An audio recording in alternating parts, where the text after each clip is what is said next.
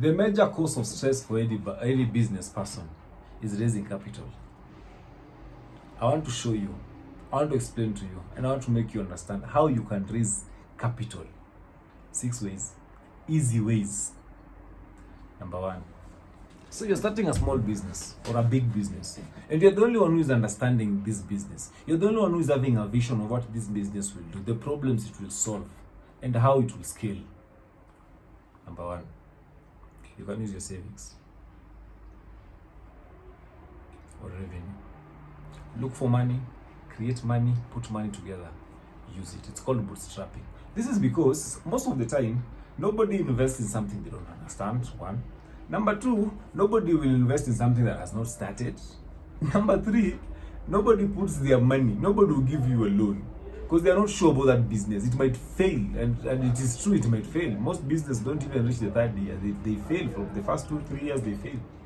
And again, that's why you need to understand, that's why many retirees, their business don't even take 5 years, and most of them even die. Why? This is because of the stress of businesses, because there are actually so many uncertainties in businesses. You start a business, you have your business plan, but poof, something happens. So, number 1, bootstrapping. Personal savings and revenue. Get some money. You are in government, save a few money, do it in your business. Because otherwise, you won't get money. So we go to number 2, what we call bank loans and microfinance. One issue with microfinance, the interest is very high. Banks the same, the interest is very high. So this is about bank loans and microfinance. I also want to add SACCOs there. Get into a SACCO. SACCOs interests are very low. Most of them are 1%, 2% per month. But of course you understand the banks, the interests are very high. So it becomes hard if you're starting a business and you're going for a loan that is very expensive. Things will not work. At the end of the day, you will be auctioned. My friend will be auctioned. And you know the person who is selling you the loan is very friendly. But the person who is coming to auction you has a face that looks like mine. So you'll not like it. So as much as it is a way of raising money, make sure you're raising money using that avenue and being very sure. Because let me tell you today, once you get a loan from a bank, you don't just go with that business. They will require title deed. They will require a logbook. They will require some sense of security.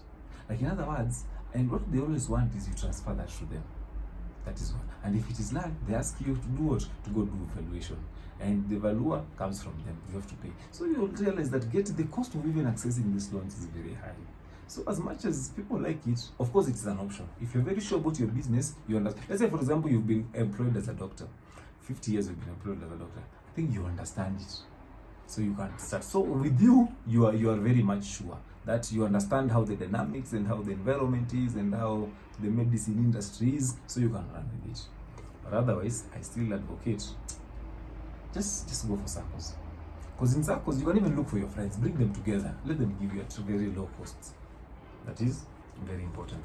Then number 3 is what we call government and NGO grants.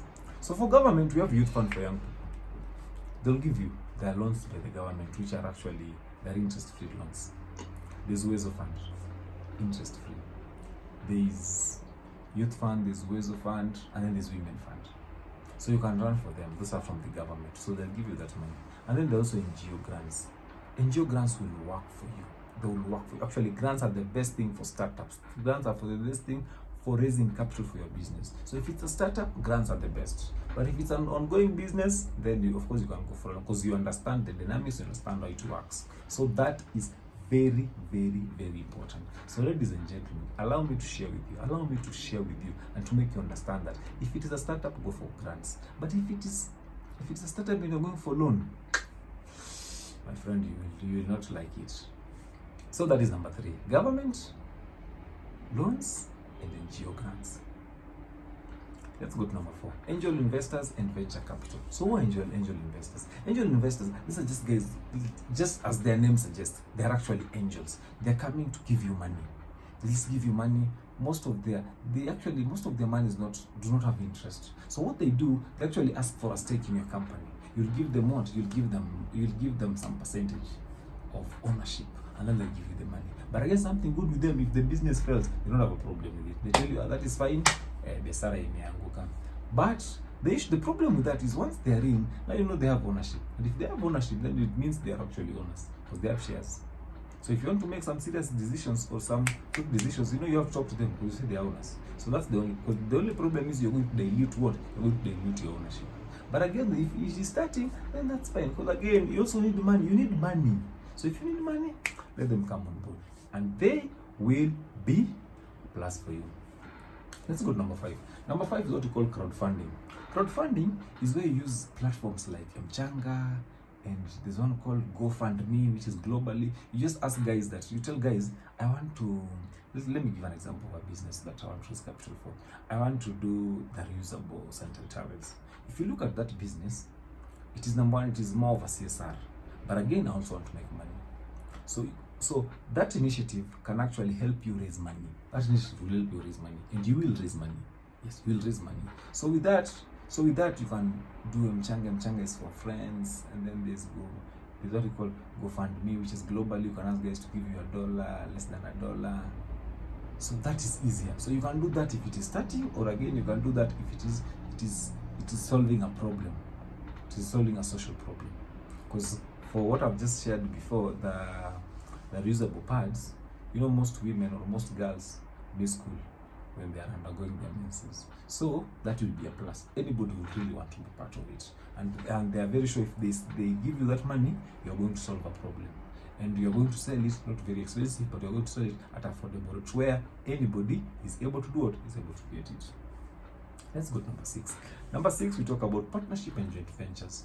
So partnership is where you look for established firms. You're having this idea and you're feeling, I alone, I cannot do it. So what do? Look for established firms.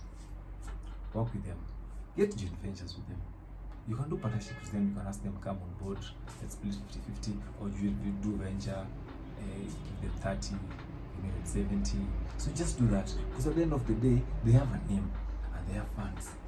You're not very sure about the market. You're not sure whether you're going to start making losses. Because if you're making losses and they're making profits, when you have to come together, the tax obligation will be very low. So they really want to be part of you.